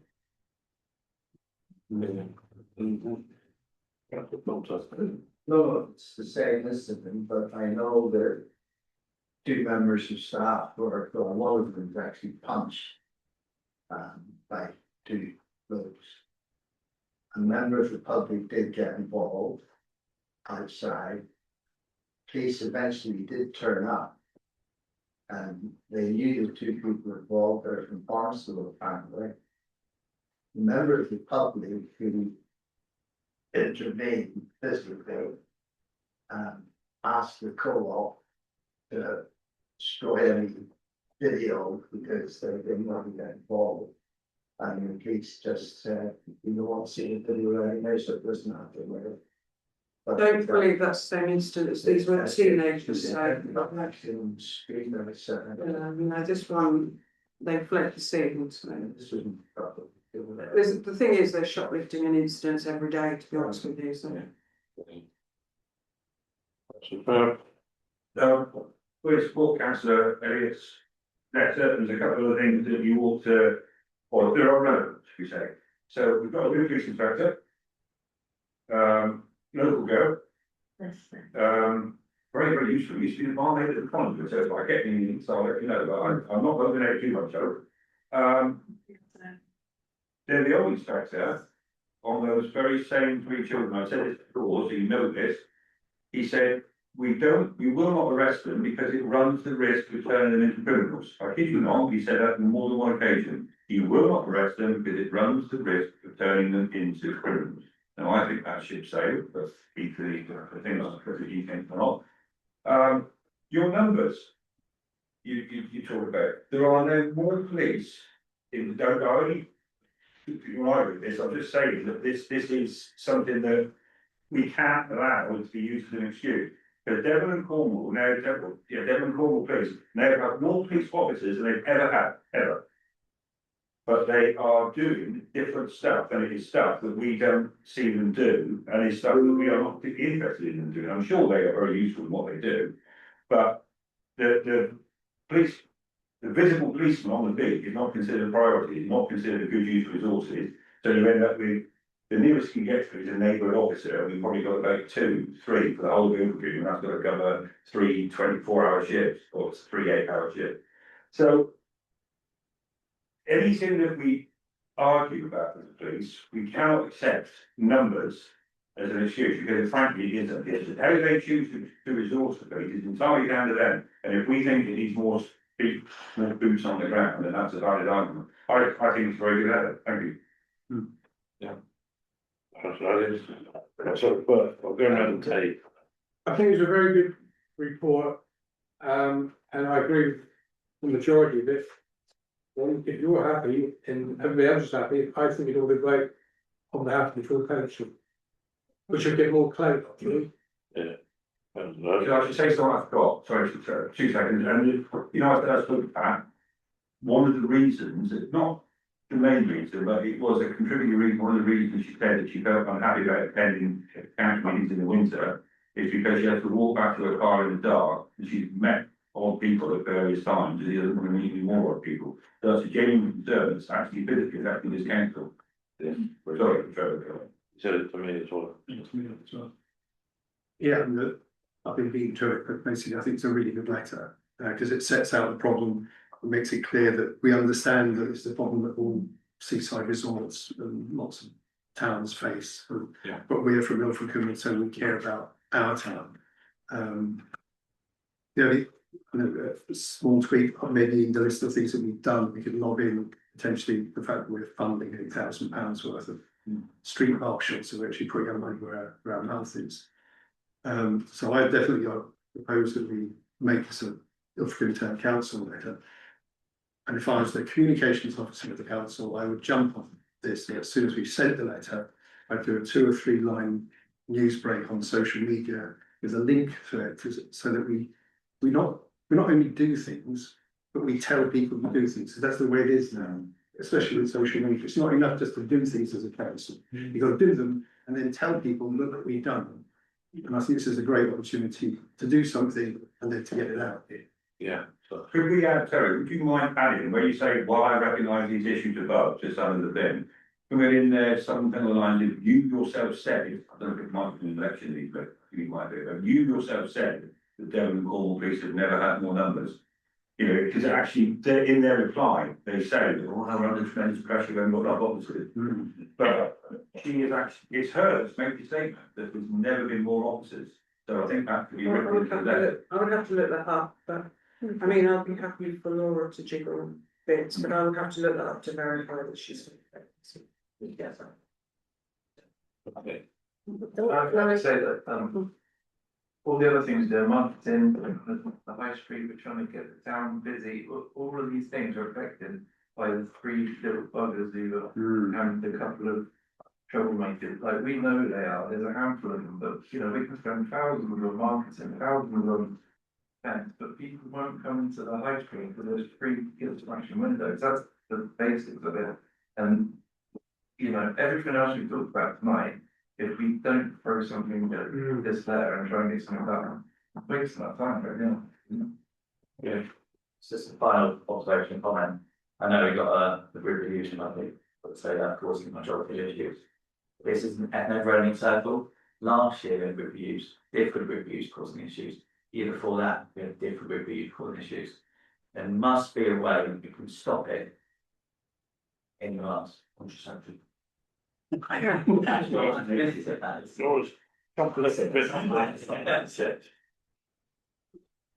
We know, but according to what this Councillor Williams, just said, that I believe, I'm weakly certain, that these 3 lads have actually got a person allocated to them who has to babysit them all day, because they're not allowed anywhere near the school. And they get babysat, they get taken to the gym, they get taken for coffee, so they're babysat all day at your expense. So thank you for paying your council tax, Mr. Mayor, very, very kind of you.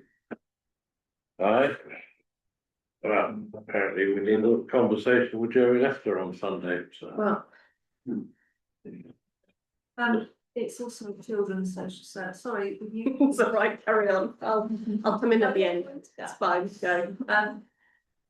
Children's social care, social services issues, these are kids that are excluded, so there are questions to be asked about what, just saying, what is going on with them, why, what is the arrangement?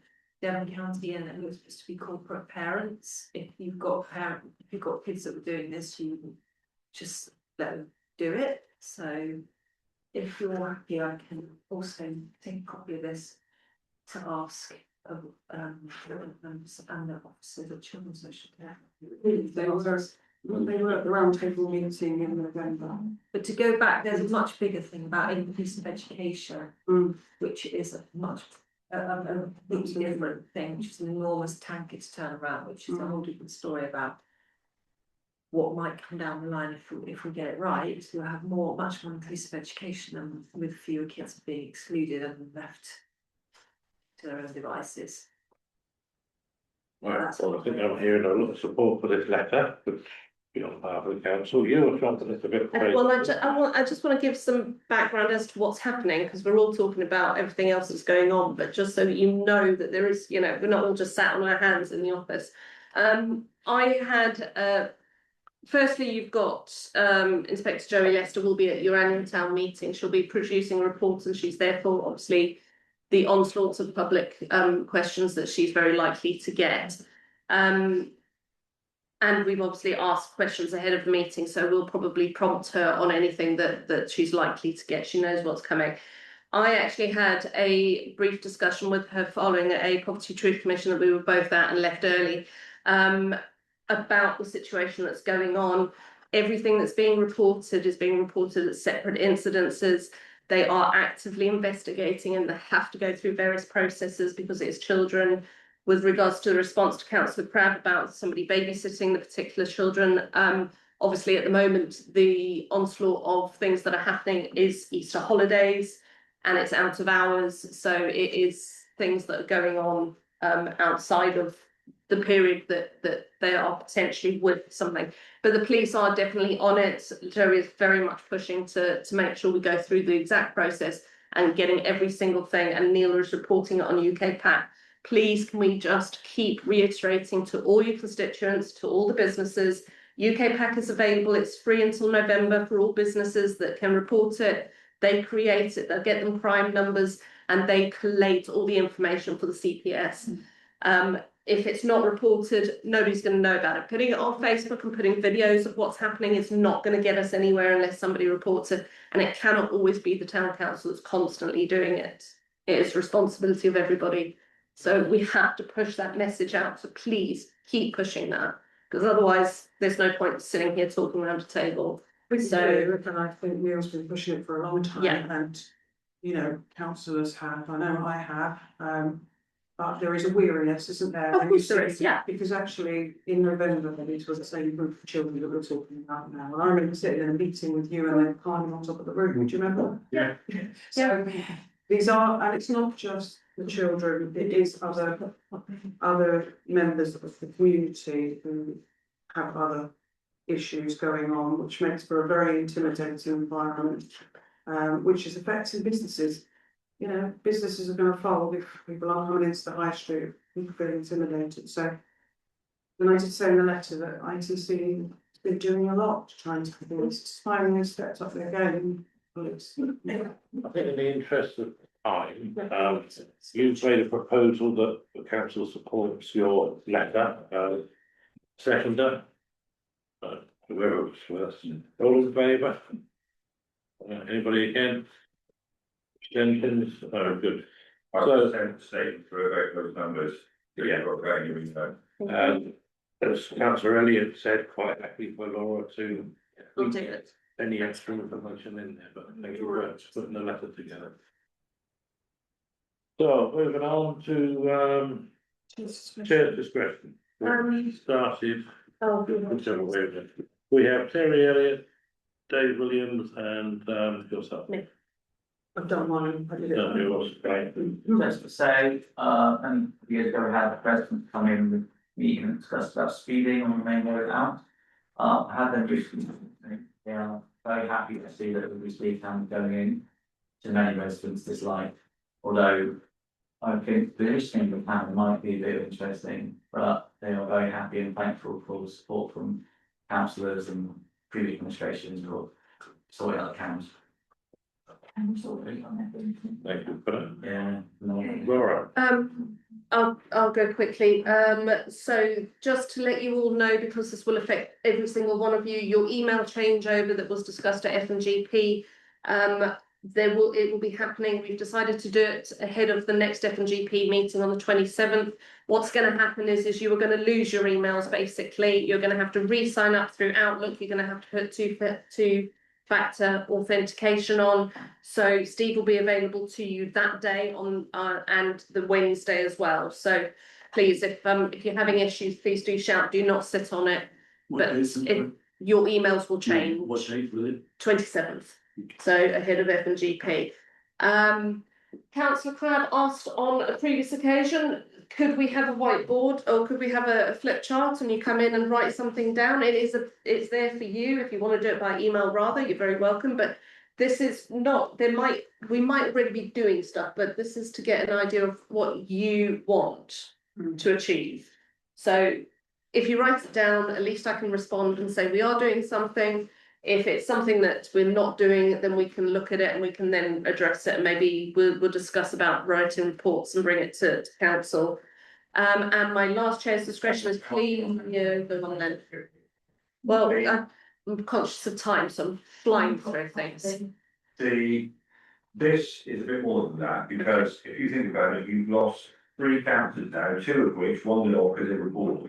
Nothing that we discussed, nothing that we did interested them enough to mean that they had any agency within it. So what we've done previously is how the original strategy came about. I'm not suggesting go back and you do the whole strategy, but how the original strategy, you can literally just put the shopping list in from like on New Harbour to I'd like a new bin in Bicklesfield Park. You know, there is that. You simply score it then on the likelihood of it happening, the cost of it happening, the desirability of that, because not everybody wants a new Harbour, for example. I mean, I don't want that bin in Bicklesfield. But then once you've got that, then you've got a list there of things you can work on. Like somebody there, somebody's really got the bit between their teeth about being because we want to be ridiculous. But they can then go ahead and work on that. So I think this is something that we should have done in the last 2 or 3 years, probably a bit late if anything, but I think it's something that we should think about doing and getting some sort of list together so we know what's achievable and what isn't. There we go. Just on the back of that, just so you get my thinking and it's not going to all be a surprise to you, but eventually, and I think I probably won't do this until we start in 2027, I'd like to re-look at what our committee structures are, and within that I think we could do with a bit more of a strategic overview on some of it. So potentially our finance and general purposes, maybe we discuss whether or not having strategy, finance and resources is an option, so that we get a bit more of a input from yourselves more than we do sometimes feel, and I might be shooting myself in the foot, as officers, that we do tend to tell you what's happening and not necessarily always hear what you want to have happen. So I think there needs to be a bit of reshuffle, but that's going to be in time. That's that bit. The last thing is obviously just to let you know that next Monday is Mike Evans's wake. So please, everybody, I have sent you details of that. It's at football club. I think it's at 12 o'clock, if I'm not mistaken. Without looking at the calendar, please, obviously, if you are available, do attend. I will be there briefly. I've got to go to Swindon after that, but just to let you know. Okay, I'm done on chair's discretion, so you can. Yeah, okay, thank you. Move on to part. Yeah, it's a good idea.